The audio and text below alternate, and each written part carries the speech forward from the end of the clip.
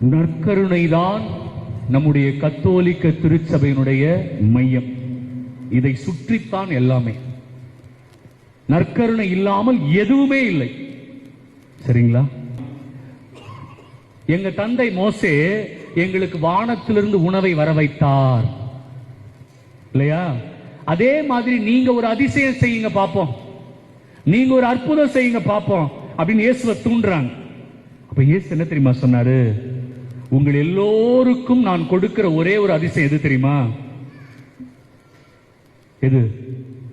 நற்கருணை தான். அது இயேசு தான் சொல்றாரு, நானே வானினின்று இறங்கி வந்த உயிருள்ள உணவு. இயேசு இதை சொன்னதுக்கு அப்புறம் என்ன தெரியுமா பண்ணாங்க? யோவான் 6வது அதிகாரம் 66வது வசனத்துல இருக்கு. என்ன தெரியுமா இருக்கு? இயேசுவை நம்பியவர்களே அவரை விட்டு விட்டு சென்று விட்டார்கள்.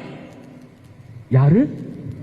இயேசுவை நம்பியவர்களே என் உடல் நீங்க சாப்பிடணும், என்னுடைய ரத்தத்தை நீங்க குடிக்கணும் இயேசு சொன்ன உடனே யார் விட்டுட்டு போயிட்டா?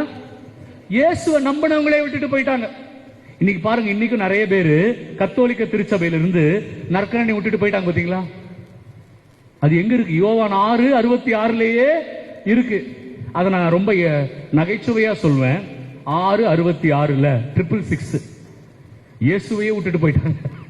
நற்கருணையை விட்டுட்டு போன 666 அவங்க தான் அந்தி கிறிஸ்துக்கள். பைபிள்ல இருக்குமா? நான் விளையாட்டா சொல்லல. யோவான் 6:66 இருக்கு, போய் படிங்க. அப்ப பாத்தீங்களா? அப்ப நற்கருணை தான் நமக்கு எல்லாமே. அப்ப இயேசு கொடுக்கிற மிகப்பெரிய அதிசயம் எது? நற்கருணை தான்.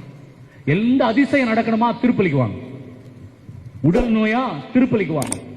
மன கஷ்டமா? திருப்பலிக்குவாங்க. போராட்டமா? சாபமா? சண்டையா? வேலை இல்லையா? எங்க வாங்க? திருப்பலிக்கு வாங்க. திருப்பலியில வந்து யாரை தொடுங்க? இயேசுவை தொடுங்க பிரியமானவர்களே, இல்லையா? அது மட்டும்தான் ஆசீர்வாதம். இதை எல்லா இடத்துக்கும் எடுத்துட்டு போவீங்களா? எல்லாருக்கும் சொல்லிக் கொடுப்பீங்களா?